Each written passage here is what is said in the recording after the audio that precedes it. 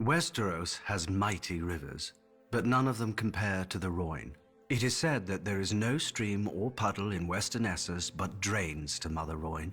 No doubt an exaggeration.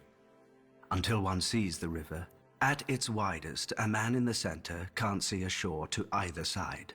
The greatest of Mother Rhoyne's children were the Rioner, a civilization as ancient and grand as old Guise. Fishers, traders, scholars, workers of wood, stone, and metal. The Rioner raised their elegant cities from the headwaters of the Rhoyne down to her mouth, each lovelier than the last.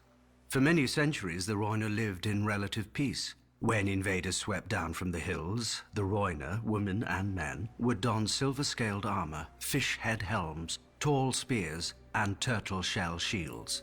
If the enemy did not laugh themselves away, it was said that Mother Rhoyne would whisper the enemy's secrets to her children, and the Rhoynish wizards could raise watery walls to drown their foes. Whatever magic the Rioner may have had, it wasn't enough. When Valyrian colonists first arrived, the Rioner embraced them, for all men were welcome to share the bounty of Mother Rhoyne. Perhaps a water people should have been more cautious of strangers who exalted fire and blood. Legend has it that one day the Valyrians netted and butchered one of the giant turtles the Rioner held sacred. As a result, thousands were killed or enslaved, cities and towns were burned, drowned, and rebuilt. In these wars, the Valyrians emerged as victorious more often than not. The princes of the Rhoynish cities, fiercely proud of their independence, fought alone, whilst the Valyrian colonies aided one another.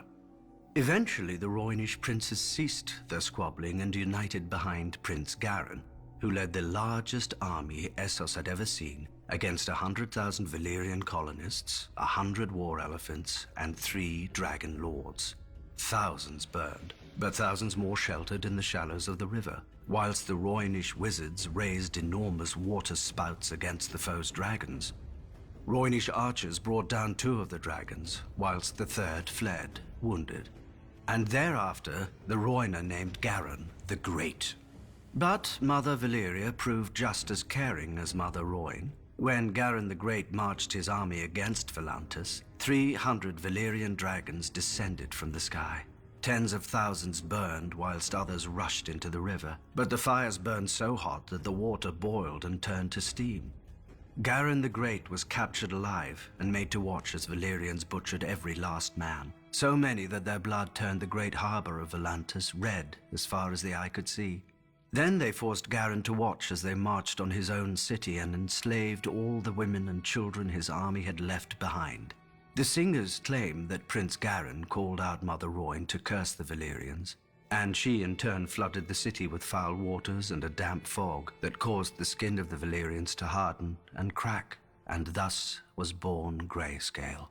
Fearing a similar fate, another Rhoynish ruler, Princess Nymeria, led her own people into every ship, skiff, and raft they had, and fled Essos.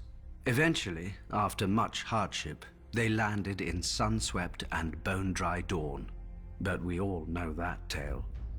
Now Valyria has followed the Rioner out of this world, and her daughters have grown into free cities, wealthy and powerful and proud. Still, Mother Rhoyne flows on, past ancient ruins and bustling harbors, sweeping all man's kingdoms to the sea.